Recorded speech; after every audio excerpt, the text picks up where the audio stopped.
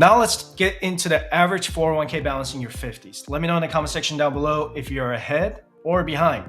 And so according to the same study that I've been talking about, the Northwestern Mutual's 2023 Planning and Progress Study, Americans in their 50s or between the ages of 50 and 59 have saved $110,900 on average for retirement. Their average retirement goal is $1.56 million for Gen X. And I want you to keep in mind that 1.56 million is just the average, and it's not adjusted for inflation in the future years. With a 4% withdrawal rate, $1.56 million multiplied by 4% is $62,400 a year, okay? And that's the safe withdrawal rate according to the Trinity study. And I'm not sure why Gen X or people in their 50s have a higher retirement goal, but that's the survey I got from Northwestern Mutual.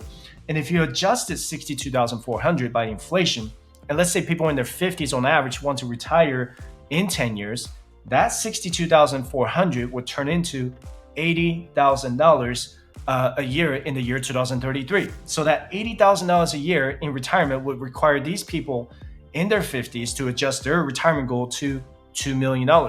But to make this video simple, I'm gonna keep the retirement number at $1.56 million. And this is my financial independence calculator. You can download this financial independence calculator for absolutely free by visiting fivesuch.com/resources. And so let's assume that you are 50 years old with $110,900 invested already, okay, like the survey says.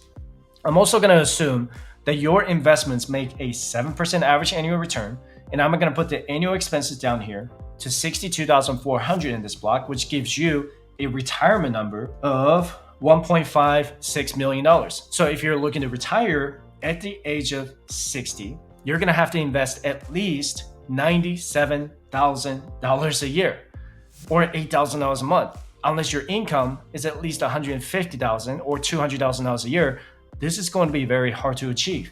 Not impossible, but extremely difficult unless you have a big shovel to do so. But this number assumes that you're not collecting any Social Security retirement benefits. And this FIRE calculator is pretty awesome. I'm gonna pat myself on the back here because this calculator is pretty awesome. Because you can add your Social Security income or any other income sources on this spreadsheet. And if you go to line 11 here, you can add your total annual Social Security retirement income on there. So let me put $24,000, okay?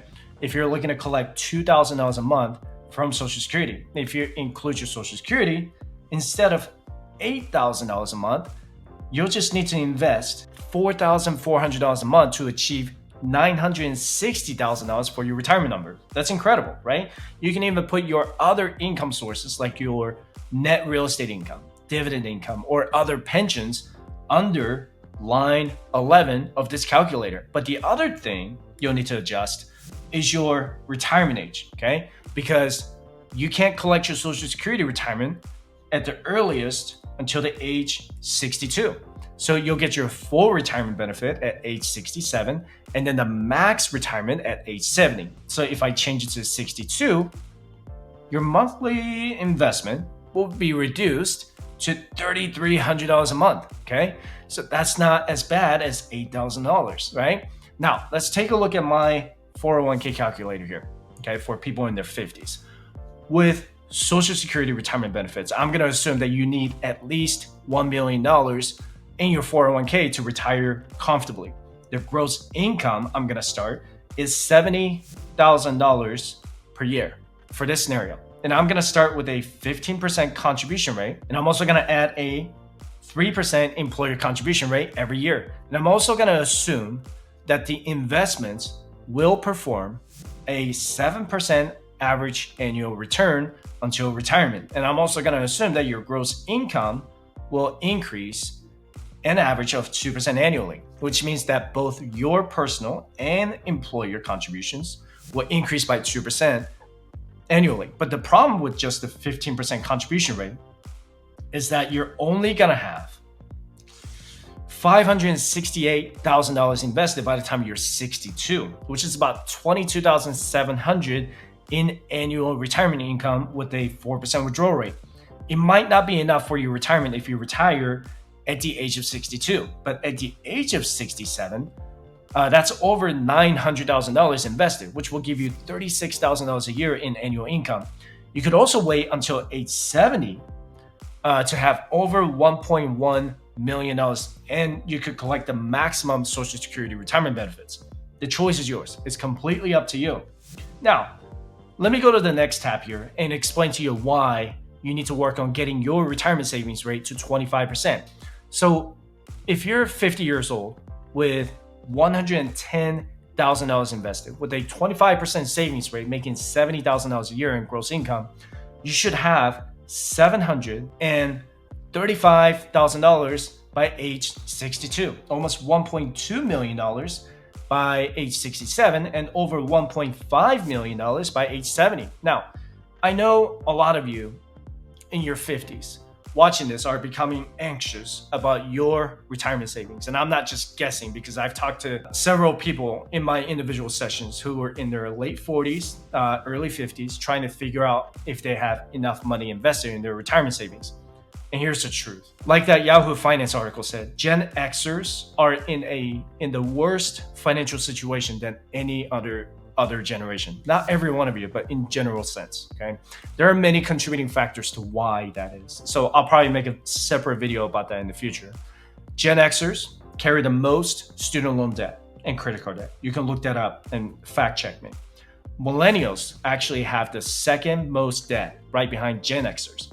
But the problem for Gen Xers is that they're much closer to the retirement age than millennials. The youngest Gen Xers are 43, and the oldest Gen Xers are 58 years old. So there are 58-year-old Gen Xers that won't be able to retire comfortably in the next 5 to 10 years if they have nothing invested in their retirement savings. This is a scary scenario, especially for people in their late 50s. And if you feel behind with your retirement, you have to increase your retirement savings or raise your income to maximize your retirement contribution. I know you're probably tired of hearing that, but it is a simple math problem that you'll need to solve if you have any non-consumer debt right now. You need to prioritize paying off your debt. After your non-consumer debt is paid off, you'll need to work on raising your retirement contributions to 25%. If you can't do 25%, then start with 15%. You also need a plan to pay off your mortgage because you're in the risk-averse territory where you need to reduce your liabilities to zero. You don't have to pay off your mortgage in your 50s, but you need to have a plan to pay your mortgage off before you retire from the workforce. And I've talked to several clients in their 50s about their finances in the past. And if you're in the same boat, I encourage you to schedule a free session with me by visiting firestitcher.com/coaching.